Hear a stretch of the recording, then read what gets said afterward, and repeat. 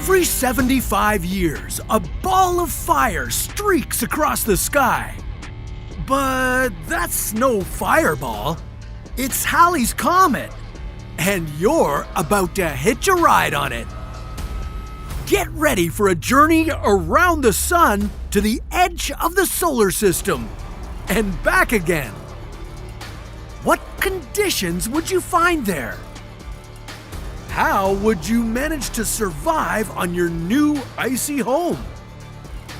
And what would it have in common with a trip to a Hawaiian island? This is What If, and here's what would happen if you took a ride on Halley's Comet. Comets are the frozen remnants of our solar system's formation from about 4.6 billion years ago. They're made up of dust, rock, and ice, and they come in many sizes, shapes, and levels of notoriety. Maybe the most famous is Halley's Comet, officially known as 1P Halley. It's been observed for over 2,000 years. It was the first comet that astronomers understood would make repeat visits. More specifically, it was astronomer Edmund Halley who figured this out back in the 18th century.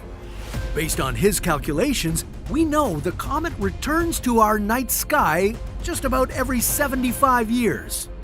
With its last flyby past Earth happening back in 1986, you can expect to see it again in 2061.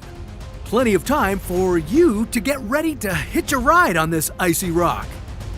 But beware, you wouldn't come back to Earth until the year 2136. 2136? You'll have a lot of time to kill until then, so why not work on yourself using Skillshare? Skillshare is an online learning community with thousands of classes ready to ignite your passion for creativity and desire to learn new skills. Whether you're learning to take your career to the next level or grow your side hustle, this resource has everything you need. And with new classes added every week, available in multiple languages, well, this is the time to discover your true potential.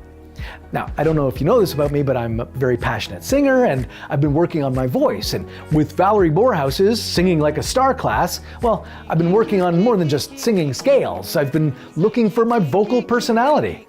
Yeah, I'm learning to find that balance between using too much power and not sounding too breathy.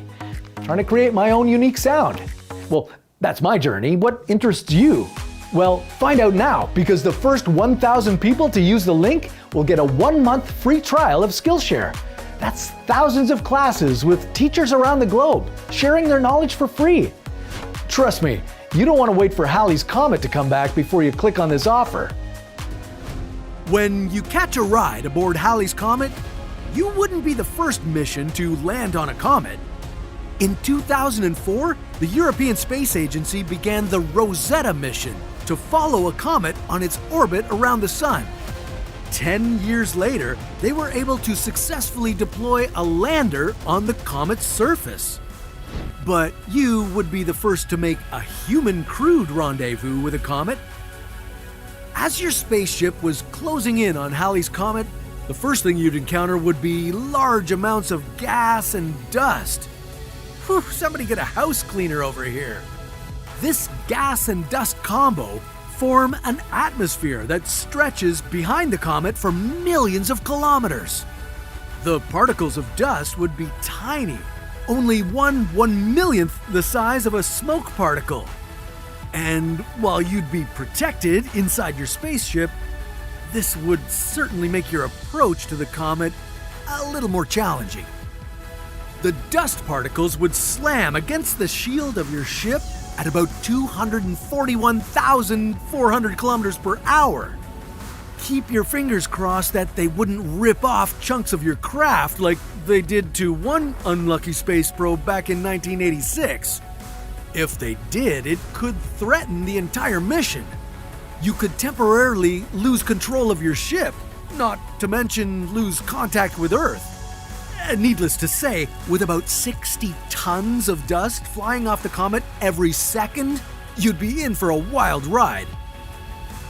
But you'd finally land successfully on the comet's nucleus, which looks like a potato or an unshelled peanut.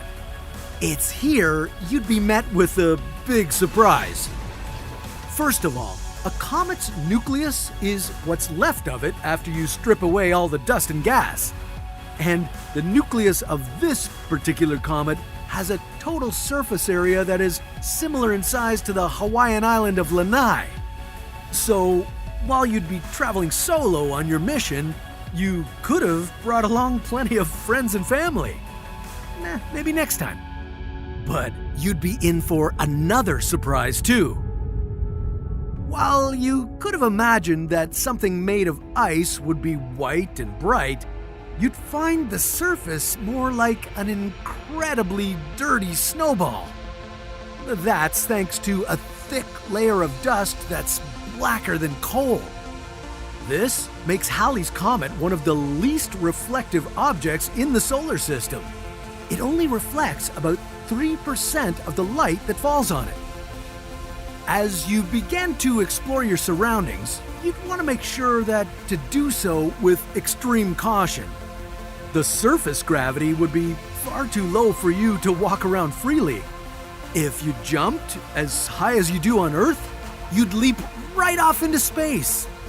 Hopefully you didn't imagine bouncing on a trampoline on your journey around the solar system. But that doesn't mean there's still not a chance you could accidentally get bounced off anyway. While we don't know exactly how fast Halley's Comet rotates on its axis, there would be a period of transition from day to night.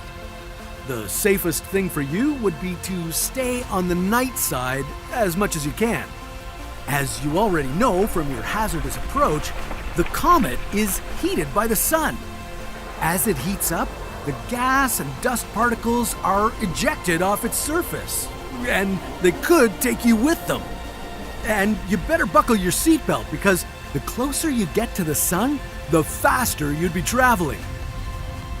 Rounding this first destination on your trip, you'd be moving at about 196,000 kilometers per hour. Hopefully, you'd be equipping your spacecraft with a good temperature regulator, because thanks to the heat-absorbing powers of that dusty black surface, temperatures on Halley's Comet would reach a blistering 87 degrees Celsius. But as you head further away from the sun, things would become cooler and cooler. Traveling past Mars, the gas giants, and ice giants into the Kuiper Belt, you'd eventually have to deal with temperatures as low as minus 220 degrees Celsius. If you planned to stay alive for the duration of your trip, you'd need equipment to make breathable air and drinking water from the comet's water ice supply. To keep everything up and running, you could harvest electricity from the kinetic energy of the comet itself. Remember, your journey is long, more than 75 years, and as you reach the edges of our solar system, you'd also slow way down. Here, you'd be practically crawling at only 3,200 kilometers per hour. And now, as you begin the long journey back to Earth, you'd catch a front row glimpse at how Halley's Comet is falling apart. With every loop it makes, it loses somewhere between 1 to 3 meters of material. Scientists estimate that comets can survive a maximum of 1,000 trips around the sun. But with 16,000 years and around 210 revolutions in its current orbit already under its belt, Halley shows no significant signs of aging. Just don't invest too much in property on this dark, rocky mass. Eventually, your great-great-great-grandchildren could be left with nothing but a crumbling comet, being torn apart every second. Instead, you could grab a plot of land on the moon, but that's a story for another What If.